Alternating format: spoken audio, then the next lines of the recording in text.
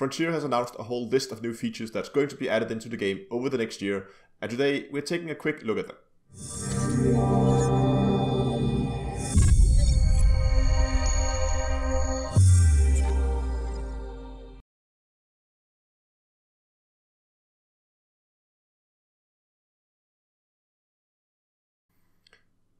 Hello ladies and gentlemen, and welcome back to Elite Dangerous with Down to Earth Astronomy.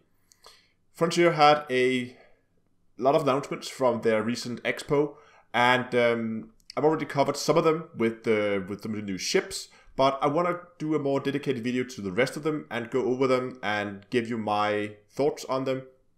So this is both also going to serve as a quick overview. But let's get started. Of course, there are the ships. As I said, I've already done a video on the quick glimpses we got of the Type 10, and the Crate and the Chieftain. So more info icon for that video should be over there as well. Okay, but something they also mentioned is they are going to add a lot of alliance ships, and I think that's very interesting because that might indicate that we are looking at alliance rank so far. So far we could only get ranks within the Federation and the Empire, not the alliance. But maybe they're going to unlock that. Maybe we're going to get be allowed to actually progress in rank through the alliance, and through that gain access to some of the new ships that's going to be coming. That's at least how I expect it's going to be. But of course, that's something we'll have to wait and see once it's added. But I think it's great to see that they're adding new ships, and of course we don't know anything about the alliance ships, what kind of focus they're going to have. I mean, the Chieftain kind of gives us a indication of the style. If they're going to work together with Lakon, we would probably expect them to look somewhat close to the Lakon ships, but I would also expect them to have a more distinct features that kind of makes them stand out. Maybe those very prominent like wings that we saw on the Chieftain is going to be a thing.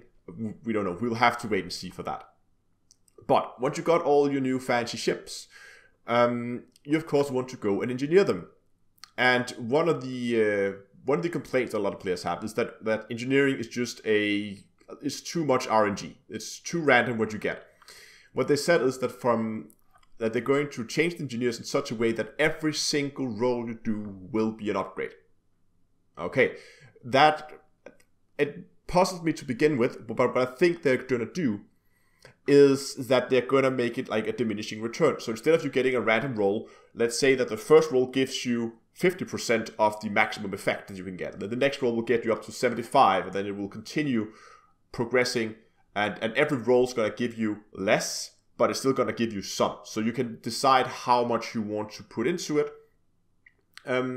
And I don't know how fast it's going to progress, how many rolls you would need to be somewhat close to the maximum. But I think that's a great way of doing it, removing some of the RNG so you can plan that a little bit better, because there's nothing more frustrating than if you collected materials for a day or two, you go to engineer and you're just unlucky with your rolls and you just feel like all that time is wasted. Now at least you know when you go to the engineer, they are going to upgrade your ship. And it makes sense. I mean, if you take a already upgraded engine, as engineer, can you tune this even further?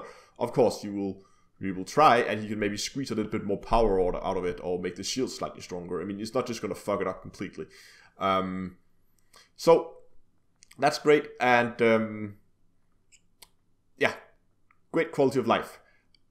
So another thing that I am personally very excited about is the new personal missions, or personal narratives. It sounds like it's going to be something, as I understood it, it was some kind of storyline missions,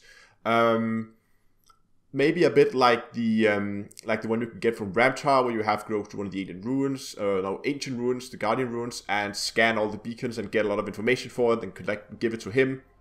So maybe there's going to be like a storyline, an optional storyline you can go through to maybe unlock something. Maybe he's going to give you access to some special modules. We don't know yet, but there's definitely going to be some kind of a reward. I hope it's not just going to be a cash reward, because I feel like if you make some special missions like that you should give something special out of it as well. But I guess I'm pretty sure Frontier's gonna figure that one out, and I hope it's gonna be great. But talking about new missions, they are also going to introduce wing missions, which are missions that are meant to be carried out in a wing of people. So these are actually going to be collaborative missions, whether that be that you have to go to a new type of conflict zone that's going to be too difficult to handle in a single ship, or there'll be some time aspect of it that just not allows you to do that single-handedly. I don't know. I'm pretty sure Frontier will have some plans for that as well. But I think it's wonderful to see that Frontier is now focusing on making Elite an actual MMO.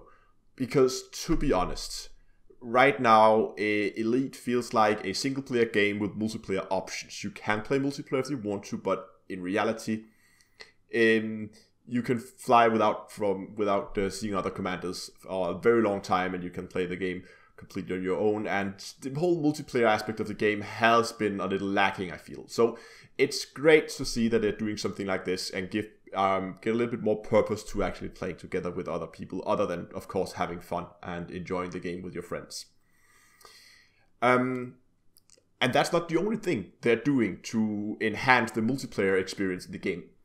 There was for a very long time, people have been able to write to Frontier and send in a request for getting their own player faction in the game, and that would just, you would not actually join it. It would just be a faction in the game with a name you choose, and you could then by altering the background simulation or influencing the background simulation, you could then make that faction grow if you wanted to. But now they are actually introducing what they call Squadrons, and Squadrons is gonna be a way like clans or something like that, like a way you can group people together, and they're said they will have enhanced communication options within the squadrons. So maybe that would be like you could send a squadron-wide text message to everybody. Maybe you can have squadron voice chats as well. Maybe they're gonna add some kind of mail list, like maybe a forum-ish. I don't know what exactly they're gonna do. They haven't disclosed that yet. But again, wonderful to see. That's really a nice thing to have in the game, having these squadrons, and these squadrons are going to be able to buy what they call fleet carriers, which is gonna be massive ships that I don't think you can actually fly them. I think they're gonna be closer to what the mega ships are right now, but it's gonna be a large ship that you can dock on. You can use it to repair, restock, and refuel, I think, also. And you can deploy it. It's going to be mobile, so you can put it in somewhere, anywhere in the galaxy, and you can use that as a mobile platform to actually live off.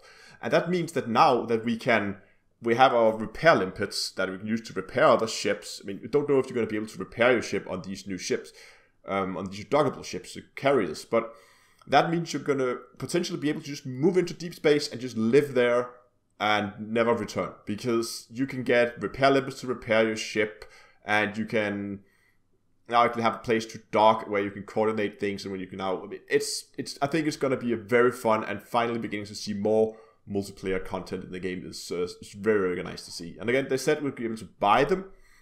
If that means buying them in-game, and they're just going to be outrageously expensive, so it's something that you have to buy together as a squadron. So like everybody could post money into an account in the squadron, so everybody could pay a share for that ship. Or if it's going to be buy as in hard cash, you have to actually buy it with real money to get it in the game, like an optional extra. I don't know. I hope it's going to be something you can buy in the game, and I hope it's something that's going to be fairly expensive, so it kind of feels like an achievement to have. So you not just have every commander make their own squadron with just only themselves in, and then buy one of these ships. Or maybe we could even have some kind of materials you need to collect or mine or something that you have to go both do some trading. Maybe you have to collect some combat bonds or some modules, some materials you only get from killing ships, like polymer capacitors and stuff like that, shield emitters, something like that maybe. And then we also need some materials you only mine, so we have to go and do a lot of different aspects of the game and pool your resources together as a group to get one of these. Again, we don't know, but I think it's going to be great, and it's a wonderful thing that they're adding this to the game. Okay, and for explorers, they're also going to add a lot of new things, a lot of new sites you can see. They didn't go into detail with exactly what it is, but it seems like there is going to be a lot more stuff to go out there and explore, and there's going to be a lot more diversity when you go to different systems, and you're going to have a lot more of these oh wow moments when you drive around and you as you discover new things. So again, also wonderful to see that also adding something to the explorers. For all you traders out there, they're also going to enhance the amount of trade data that you can get in the game. Right now it is fairly limited, but maybe we're going to be able to check up prices in other systems, so you can actually check the price on another station without actually having to go there, which is absolutely wonderful if we could get that level of information. But maybe you have to actually have the trade data for the system. I don't know what they're going to do, but giving more information to the traders is definitely good, because I feel like most traders today are using some kind of third-party tool to find their trade routes. And I guess that's good that they try to pull that into the game to make that more immersive. Okay, and then one of the updates that I am personally the most excited about, if you've been following this channel for a while, you will know that I absolutely love mining. And mining has been one of my personal favorite activities in the game. Unfortunately, something that I haven't done too much lately, but with the new updates they're doing, I can definitely see myself spending a lot more time mining than I have already.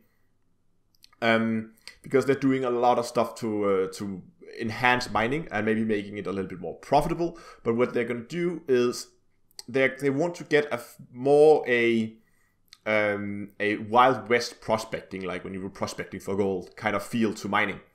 And so it's going to be, it sounds like they're going to add a little bit, maybe not more RNG. There's already a lot of RNG in mining, but it seems like you can be very, very lucky to hit like a mother lode, and you're just going to pour in a ton of cash very quickly if you find that. But that of course would also mean that you can also be very unlucky in periods. So maybe there's going to be a larger spread on what the rocks are going to have. They said they're going to add a new toolbox, miners toolbox, that's going to give you a lot of options to when you are mining. They said they're going to do new way of prospecting, new way of collecting materials, and also they mentioned this deep core blasting, where you would be able to, it looked like you would be able to shoot something or drill something into a rock and then just completely detonate it to get, I would expect, a lot more fragments out of this rock and get a lot more credits in that way. That's wonderful, wonderful, and I'm really looking forward to that. And then the list goes on and on and on. I have to scroll down my document here. They're also doing updates to the graphics of the game. Planets, surfaces, and planets in general are getting a complete overhaul. And from some of the clips that they showed in the live stream, it's gonna look absolutely amazing. I was really astounded by the level of detail on these planets. They look absolutely wonderful. Which of course also is going to be a benefit to the explorers, but also to anybody who spends time near your planet. It's going to be wonderful to look at, and I'm looking forward to see what kind of new, very beautiful videos I can make with when that upgrade comes out. Further, when we're talking about graphics, they're also going to enhance the lighting model. So that's going to of course be a global thing on everywhere. So lightings are going to change in the game. They didn't go into more details what they're going to change in the lighting model, but I'm expecting that it's going to be looking better than it is today. Not that it looks bad at all. I mean, Elite is a very beautiful game, but making it even more beautiful is just a bonus. And then, of course, a last thing that's kind of a minor thing, but I can see it be a fun, entertaining thing to do. They are going to do a text-to-speech for all Galnet articles. So we have, in case you don't know, there's Galnet in the game, which is kind of a news agency where you can go in, you can read up on the latest news and what's going on in the game as the story progresses. And I guess Frontier feels like there was not a lot of people actually using that. So to try and make it more easy to consume for people, they're going to actually make the game read out the articles out loud for you, and you can apparently just sit and listen to the latest news update from the game while you're doing other stuff. So I guess that's a nice thing they're adding as well. And the best thing about all this is, for all Horizon players, all this stuff is going to be free. And that is absolutely a huge list of content, a huge amount of work that they're just giving away for free. And I guess that matches what they've been saying in the past, that they're going away from the idea of having like a seasonal season pass where you have to buy into new huge updates. But they would rather just go and keep the game as it is, and then they're probably gonna make their money on microtransactions. So we're probably gonna see a lot, maybe a lot more. We're definitely gonna see new microtransactions added into the game, so people have new and exciting stuff to to spend their money on. And this is of course how they're going to keep the game running and keep the development of the game going. But anyway, I hope you liked the video. If you did, consider subscribing to the channel and give the video a like down below. And until next time, I will see you guys in space.